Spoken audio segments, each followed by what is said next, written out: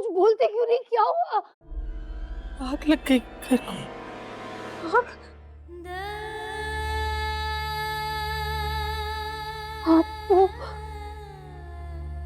वो इवेंट से निकल कर यहाँ माँ पापा की मदद करने आए थे। क्या हो गया? बेटा ऊपर वाले का चमत्कार देख, इतनी भयंकर आग लगी उसमें देव साहब अपनी जान पे खेल के अंदर गए और माँ मिलापने की मूर्ति को अपने हाथों से उठा के बाहर लेकर आ गए। तो बेटा हमारा मंदिर भी बच गया और माँ मिलापने की मूर्ति पे आंच भी नहीं आई।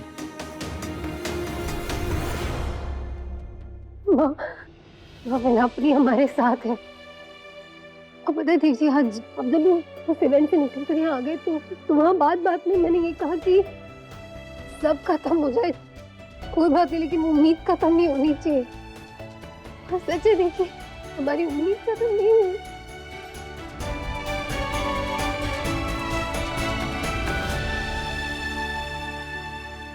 एक बिजनेसमैन और एक इंडस्ट्रियलिस्ट, इन दोनों में यही तो फर्क होता है। एक बिजनेसमैन सिर्फ पैसे कमाना जानता है, लेकिन एक इंडस्ट्रियलिस्ट अपॉर्चुनिटीज बनाने वाले लोग कमाते हैं। यही देव जी के एथिक्स, देव जी के मोरल्स इंदौर के कई सारे बिजनेसमैन और एंटरप्रेन्योर्स ने फॉलो किए और आज उनका बिजनेस ऊंचाइयां छू रहा है।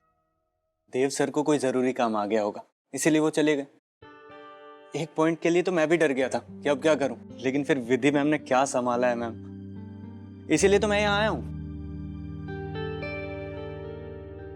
जब विधि मैम आ जाएंगी तो प्लीज आप उन्हें ये सर्टिफिकेट दे दीजिएगा और ये छोटा सा गिफ्ट हमारी तरफ से, एंड दिस चेक। लोग बहुत पूछताछ कर रहे थे विधि मैम के बारे में, सब चाहते हैं कि वो उनके इवेंट में आए और motivational speech they. She is so talented, उनमें बहुत आगे जाने की क्षमता है, उनका पोटेंशियल वेस्ट नहीं होना चाहिए मैम।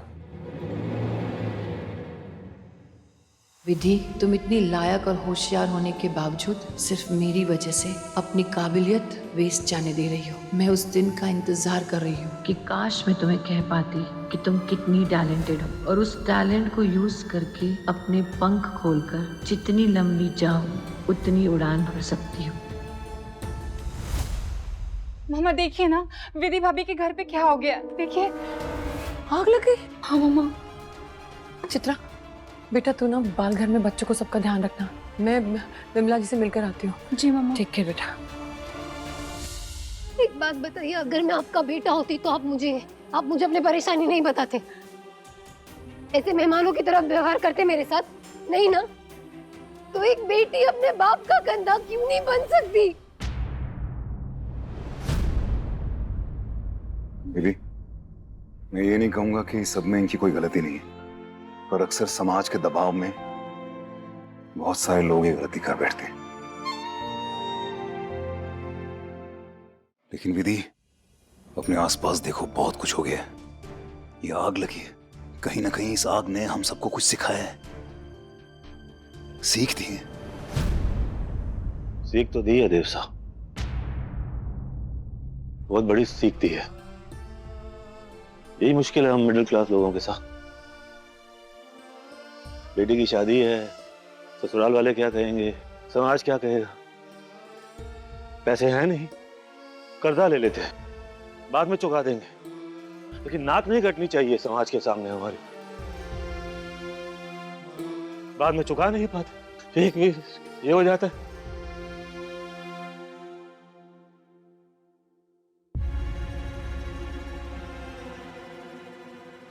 मैं जानती थी कि आप मर जाएंगी, लेकिन ना इस लॉकअप का खाना नहीं खाएंगी, इसीलिए चली आई मैं आपको देखने के लिए, और आते आते घर का खाना भी ले आई। थैंक यू प्रिया। इसमें थैंक यू बोलने की क्या बात है, घर तो आप ही का है ना। आपको पता है, मैं जब से उस घर में आई हूँ ना,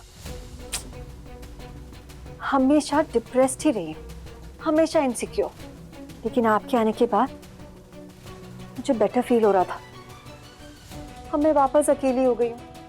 आप यहाँ जेल में हो ना?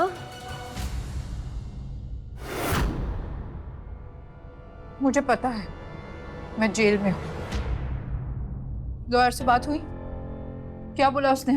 कब तक होगी मेरी बेल? इस लॉकअप में रहना टॉर्चर से कम नहीं है।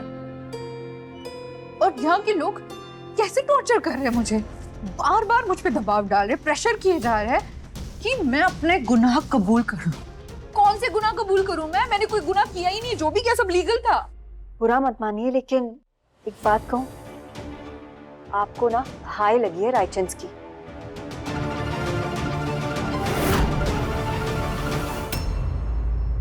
अरे प्रसाद जी, आपने ये सब हमारे साथ शेयर क्यों नहीं किया? आपको पता है, आपने अपनी बेटी को बहुत अच्छी तरह समझाया है कि वो शादी करके जब दूसरे घर में जाएगी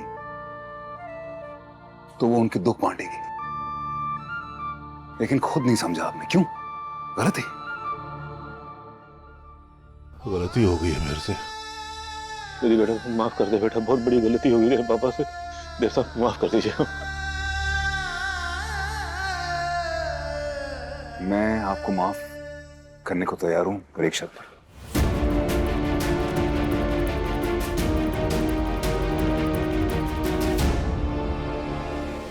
कैसी शर्त? हरिप्रसाद जी, विधि को मेरी मां अपनी बेटी मानती है। मैं जानता हूं आपके और मेरे बीच में उम्र का ज्यादा फासला नहीं है, पर रिश्ते में तो मैं आपका बेटा हो सकता हूं। ये दामाद का जो ये टैग है हम खत्म क्यों नहीं कर सकते? जैसा एक बाप और एक बेटा आपस में अपनी प्रॉब्लम्स शेयर करते हैं, हम क्यों नहीं कर सकते? क्या आप ये कर सकते हैं?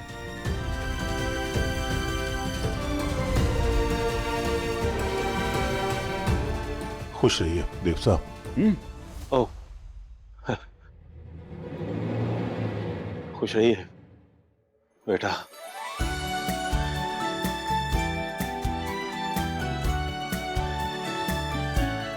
माँ मिलापने की कृपा हमेशा आप पे रहे।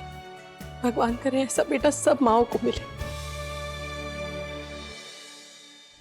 अरे मैं सच कह रही हूँ अम्बा जी, ये रायचंद हाउस ना औरतों के लिए तो बहुत ही मनहूस। मम्मी जी कोई देख लीजिए, शादी करके आई, भरी जवानी में विधवा हो गई। मैं भी जब से शादी करके आई हूँ रायचंद हाउस, कभी खुश नहीं रही। सबसे लेटेस्ट एग्जाम्पल, आप रायचंद की रानी बनने का ख्वाब देख रही थी ना, और हुआ क्या? खुआरी सुहागन बनके घूमती फिरती है हर जगह। भाई साहब की शादी तो विधि से हो गई, और आप यहाँ जेल में दासी बनके रह रही हैं उस राकेश के मर्डर केस में। I mean, आपको भी अपना शिकार बना लिया रायचंद हाउस ने। मैं तो कहती हूँ किस्सा ही खत्म करते हैं। ना रहेगा घर और ना रहेगी मनहूसियत। हम इस पनौती को ही खत्म कर देते हैं। रायचंद हाउस को बेच देते।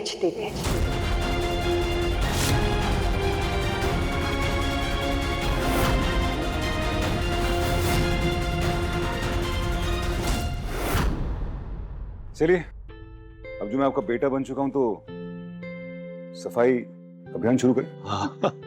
हाँ।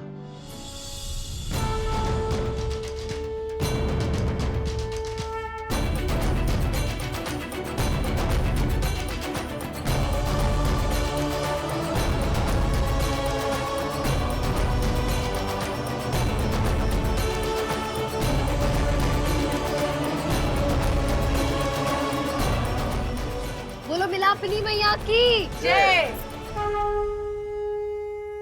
देखिए अम्बा जी, ऐसे मेंशन में रहने से अच्छा है कि मैं अपनी बेटी के साथ में किसी छोटे से फ्लैट में जाके शिफ्ट हो जाऊं। कम से कम ये रायचंद और इस मनहूसियत से तो दूर रहूंगी, और ये विधि और भाई साहब को एक करारा जवाब होगा।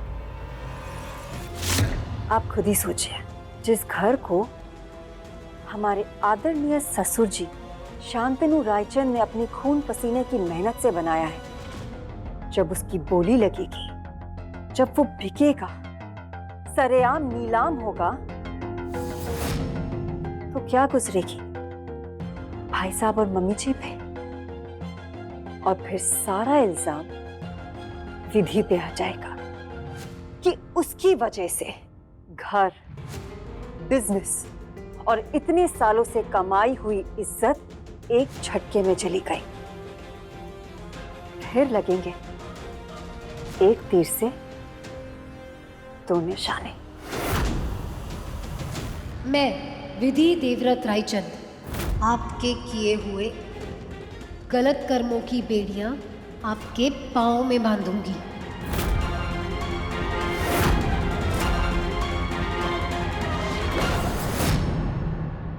देव, माँ, मम्मी जी, अरे नमस्ते समधन जी। नमस्ते विमला जी, ये सब कुछ जल गया। ऐसा मत कहिए विमला जी, ये मत सोचिए कि इस आग ने आपसे क्या छीन लिया। यही कहूंगी कि इस आग ने आपको क्या दिया।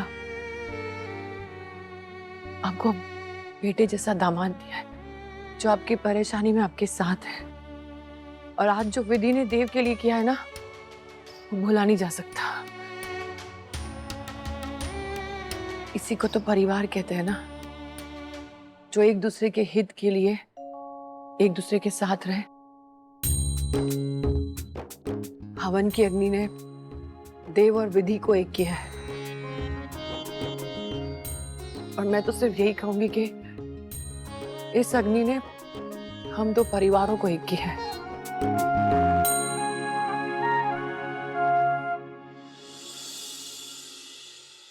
तुम बिल्कुल ठीक कह रही हो प्रिया। घर की नीलामी कर और ये खबर शहर के हर अखबार में छपनी चाहिए। लेकिन उसके लिए मुझे यहाँ से जल्द बाहर निकलना होगा। उसकी फिक्र आप मत करिए, मैं हूं ना। मैं कल ही जाके लॉयर से बात करती हूँ और आपकी बेल का इंतजाम कराती हूँ।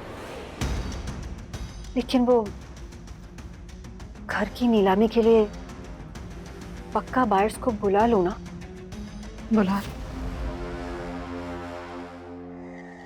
अर्श से फर्श पर लाने की बात की थी ना आपने, लेकिन देखिए आप इस तरह फंस जाएंगी कि दोबारा कभी खुला आसमान नहीं देख पाएंगी। मुझे जेल भेजने की बहुत बड़ी कीमत चुकानी होगी रायचंद को। उनका घर उनकी आंखों के सामने नीलाम होगा और वो लोग खड़े खड़े बस देखते रहेंगे, कुछ नहीं कर पाएंगे।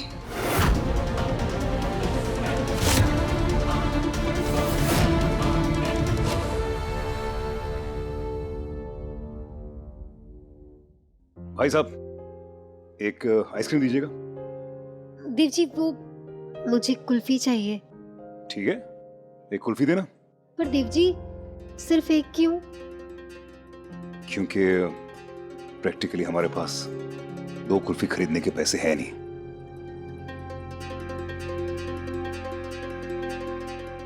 सॉरी।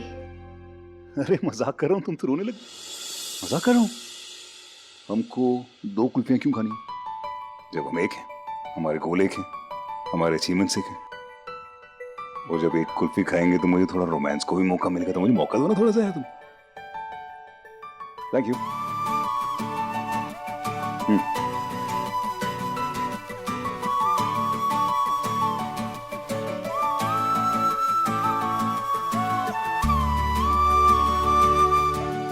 तो माइंड ब्लोइंग है। आज से आइसक्रीम बंद, सिर्फ कुल्फी।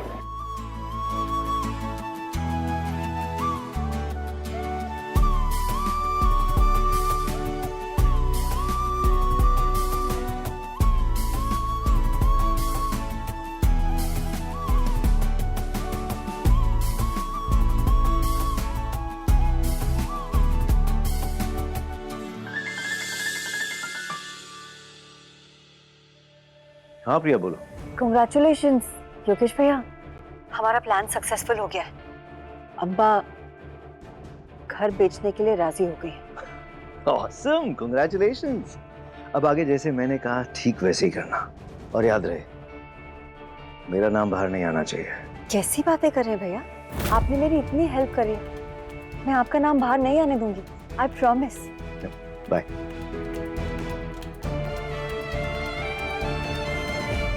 तुम दोनों को क्या लगता है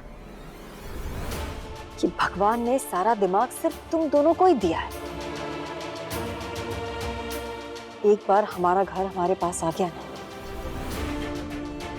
फिर देखना तुम्हारा क्या हाल करते हैं हम रायचंद्स।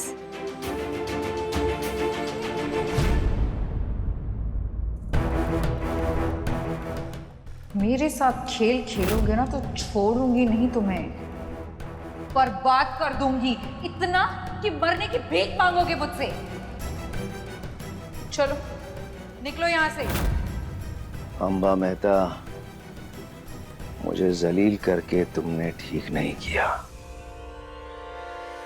अब देखती जाओ मुझसे पंगा लेने की कितनी भारी कीमत चुकानी पड़ती है तुम्हें।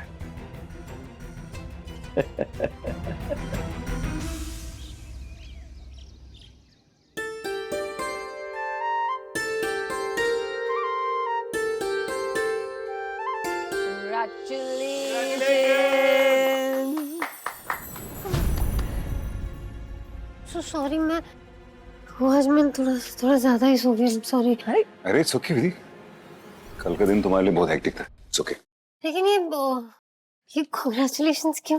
क्योंकि तूने काम ही ऐसा किया है चित्रा। ये आपके लिए।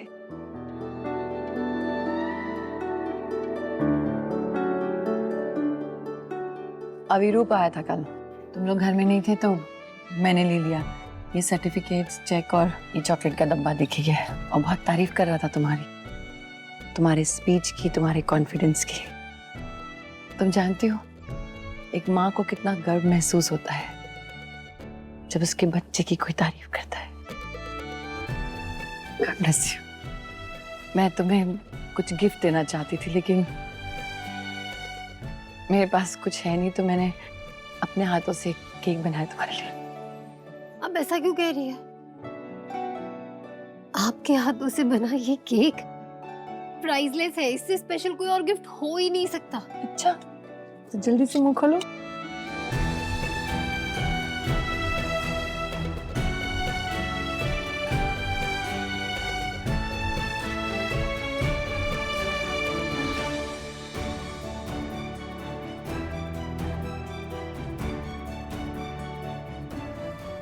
अब हमारे पास चैरिटी प्रोग्राम के लिए पैसे भी आ गए।